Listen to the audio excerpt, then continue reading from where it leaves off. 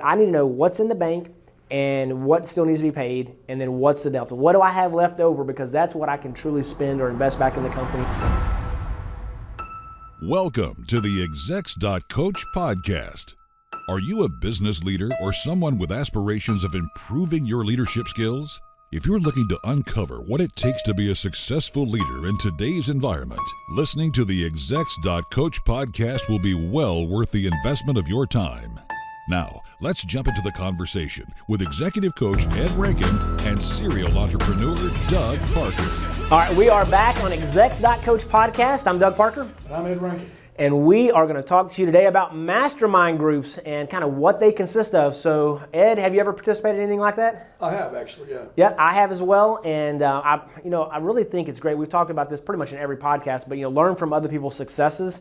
And we were actually talking to the producer just a little bit earlier of the show today, Mark, and Mark Fansler with Fansler Design. He does everything you could imagine, but he actually is in a mastermind group, and he and I have known each other for almost 2 decades. But he was talking about how he had gotten into a mastermind group and really was learning stuff, because what I find is your competitors aren't normally going to tell you things, okay? It's just not how it works.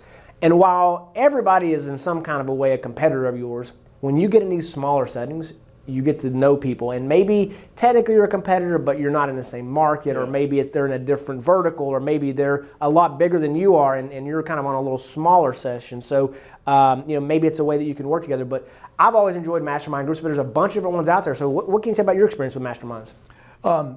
Well, I think it'd be really helpful, particularly if you are a solopreneur. That's someone that's kind of an individual, like Mark. He works for himself. He's an individual entrepreneur.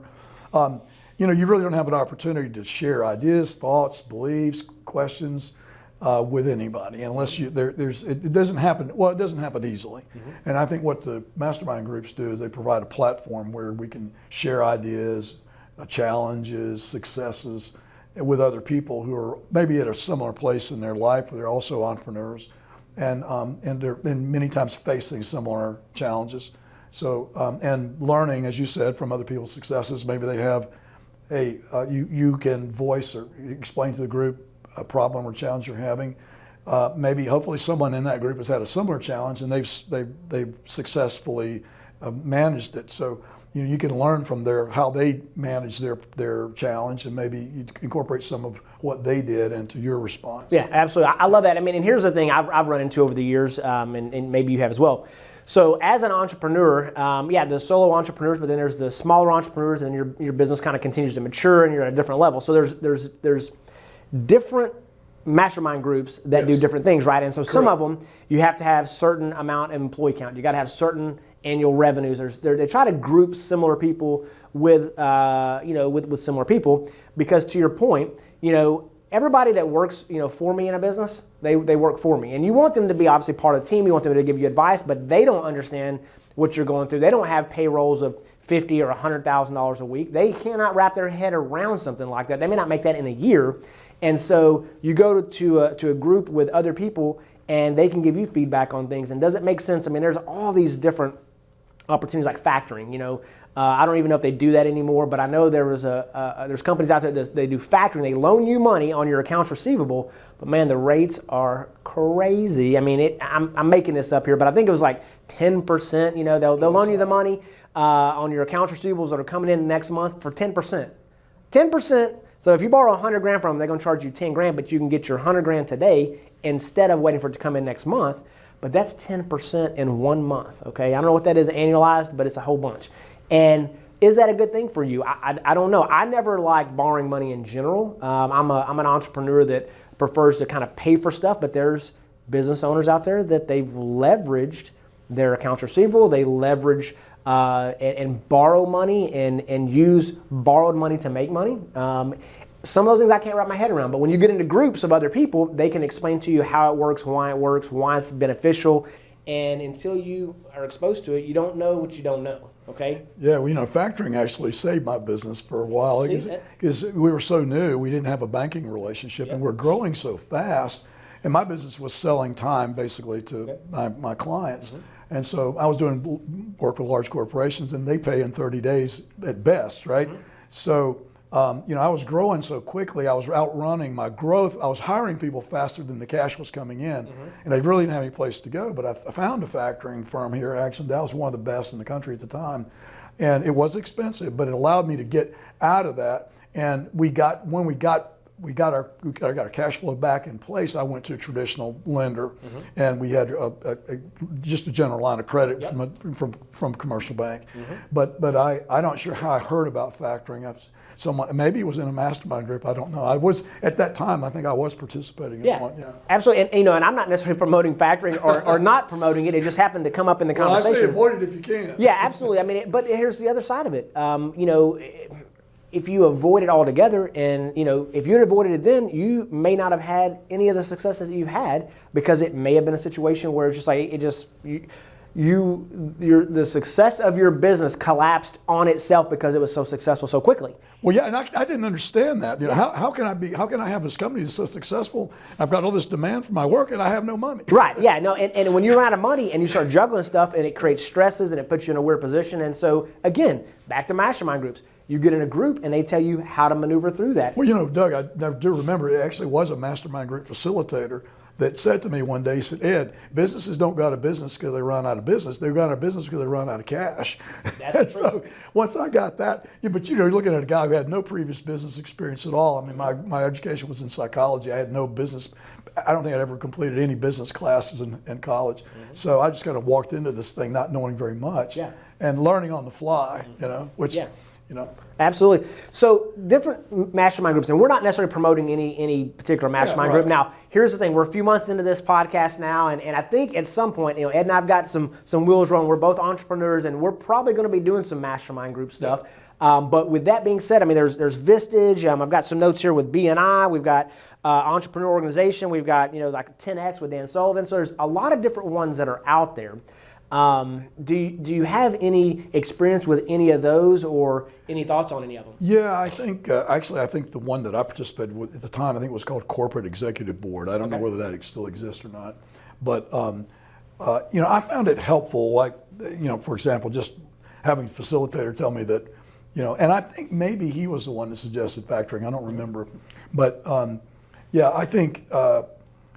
I think it's important to kind of look at how the groups are structured. Like you said earlier, there are different criteria for admission, for acceptance in the group. I think it's usually it's good if you can find yourself in a group of people that are kind of in similar sized businesses, have similar size. In the group that I was involved with, there were lots of different businesses there, different industries represented, and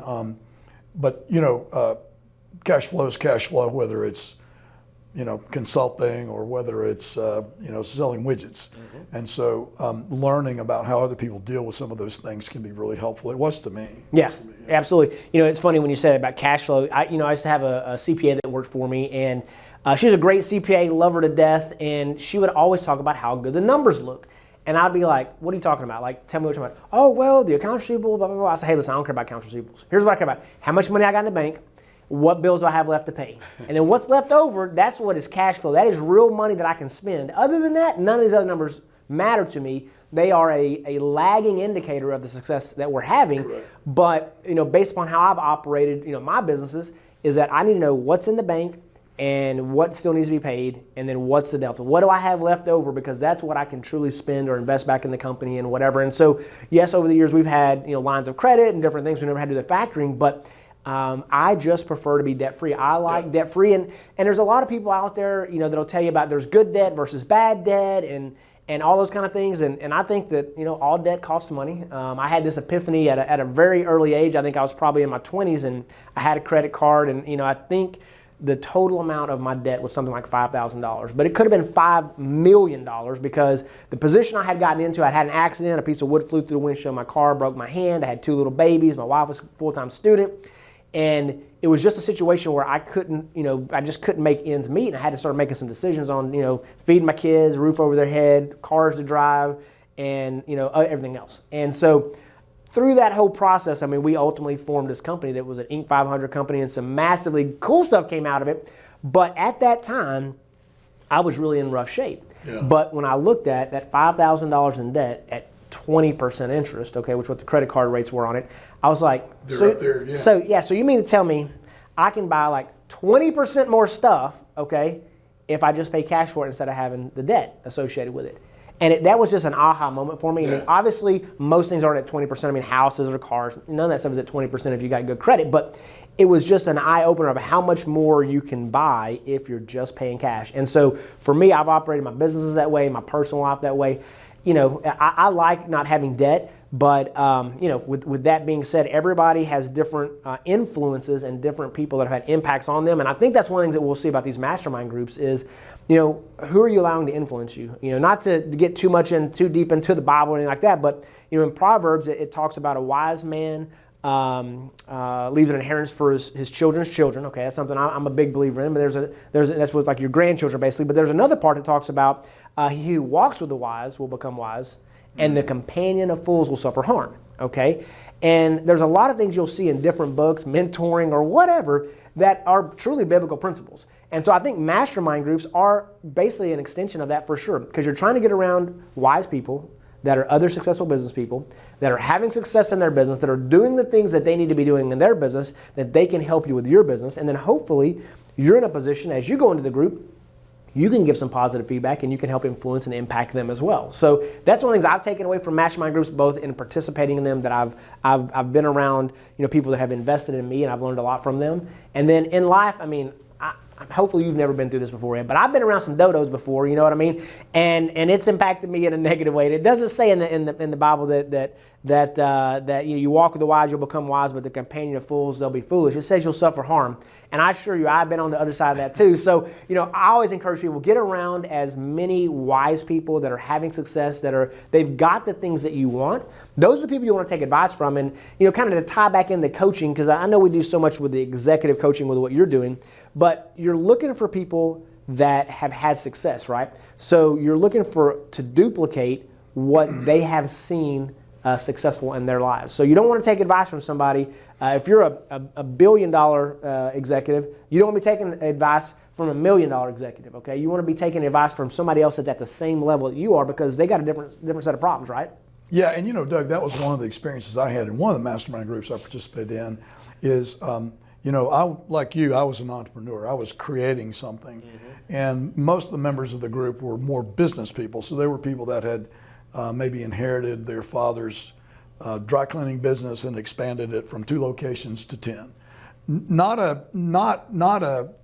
an easy feat, and not to diminish what they've achieved, mm-hmm. but they weren't doing what I was doing. Right. And I found that, so in that one I didn't find as beneficial. So I think back to your comment earlier, it's important to find one that you can give and take, mm-hmm. And in an equal amount. You know, back to your biblical references, and I think every time I look at Stephen Covey's 7 Habits of Highly Effective People, I see biblical scripture all through there. Sure. Yes, some of these principles are timeless.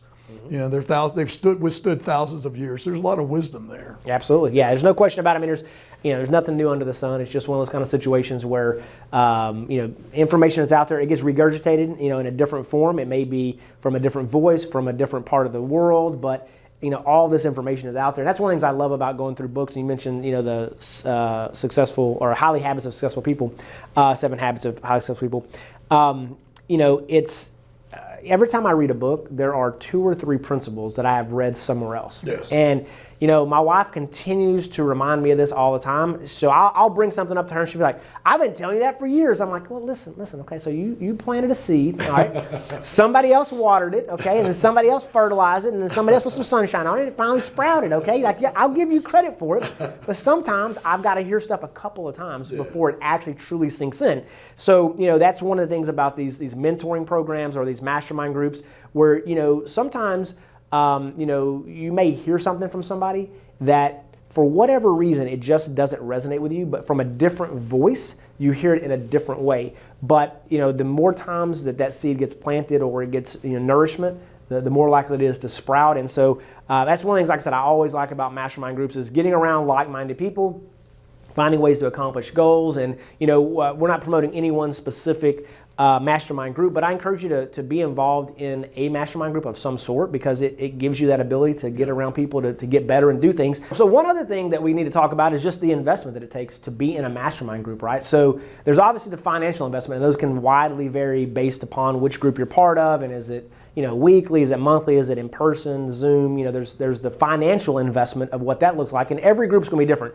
I'm not here to tell you that's a lot or it's not a lot, but we had talked about this earlier about companies investing in their employees. Is it more expensive to invest in your employees or not invest in them? But I think it's the same thing applies for individuals. Is it more expensive to invest in yourself, or is it more expensive not to invest in yourself? And I think it's definitely more expensive to not invest in yourself, because it is what it is. But can you talk a little bit about like maybe the time investment, some of the things that you've seen over the years with those groups? Yeah, one particularly that I find real attractive is it requires quite a bit of time commitment from the participants. So there would be there's a kickoff weekend where the group comes together. Mm-hmm. So the time frame's a year. Mm-hmm. There's a kickoff weekend where the group comes together, a meeting. There's facilitated discussions.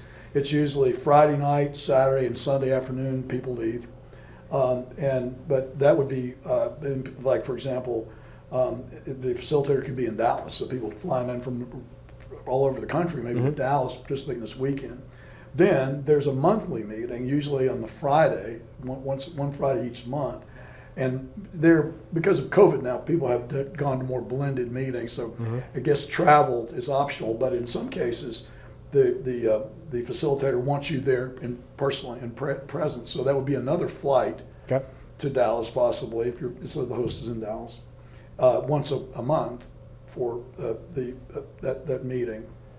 And then generally there's a meeting in the midway, another weekend session. Okay. You go back to monthly meetings. Then at the end of the year, there'd be another weekend meeting. So that's a significant commitment. Yeah, and I think you're looking at probably from a financial perspective, some of these anywhere from $15,000 to $25,000 annual investment to participate. Yep. Well, and I've seen some of them that go up, $50,000 to $100,000. Yes. And it depends on really what you're getting and the level of expertise. I mean, so you may have people that are at if you're a solopreneur, you're just getting started. Well, those guys, they might not make 50 or 100 grand in a year. Right. While others are at executive level, and it needs to be a little bit more skin in the game to make it where it makes sense. But so you've got the time commitment of that investment, you've got the financial commitment, what's going on there, and you talked about kind of both of those. And I think there's the commitment of engagement. One of the things is like, it's one thing to show up and just get information, but I've heard this analogy before. It's kind of like the waterfall, right? So if a waterfall just keeps waterfalling down into a bucket, if you will, eventually that bucket's going to overflow. But if you're just trying to keep all that information to yourself, then it'll eventually explode, and it's not good. So you want to kind of cascade from this waterfall to that waterfall to the next waterfall. And part of those mastermind groups is you're getting poured into, but then you're trying to turn around and pour back into the group. So part of your investment is engagement. You've got to make sure that you're engaged with the group. And I think, we were talking about this the other day. Part of it is, on the ongoing basis. If you make a commitment to do a year, you need to be committed to doing a year. There are some outs sometimes, but the reality is you're making a significant time commitment in the beginning, a significant financial investment in the beginning, and you need to show up and contribute to what's going on. Because I've been in groups before where somebody is maybe they're a little more introverted, and then there's somebody that's a little more extroverted. And if you're not careful, you got somebody that's the extrovert that is doing all of the participating, and the introvert is just sitting there taking notes. And the good part about a facilitator, and maybe as you're choosing who you want to be part of or what group you want to be part of, who's facilitating this thing? You know what I mean? For sure. Are they going to be able to wrangle everybody in and pull out information from introverts and in a diplomatic way get the extroverts to kind of slow down just a little bit to get more engagement? So that's real important, who's going to be facilitating it. If there's any advice I'd give you about mastermind groups, is just who's your facilitator. Get to know them before you sign up. That might be the one piece of advice I'm giving today. I know we're talking a lot about coaching and how that's not necessarily advice, but that might be one piece of advice I'll give you. And again, there's going to be more to come at our Execs.Coach. I mean, we're going to definitely have some things that we're going to roll out, and as we're expanding our reach and doing things, we'll plug it right here on the podcast and on the website. But you can tune in anywhere that you get your podcast. Anything that you missed, we're going to put into the show notes. And Ed, we're wrapping up on the mastermind groups. Was there any little nuggets of wisdom or anything that we might have left out you can think of? No, but I have a feeling that if you and I take a hard look at this, we'll be looking at some more timeless principles to weave into our approach. Absolutely. Well, we appreciate everybody tuning in today. If you need anything, let us know. Execs.Coach is the podcast. Execs.Coach is also the website. So have a great day, everybody. Doug Park. Yeah, Rankin, thank you.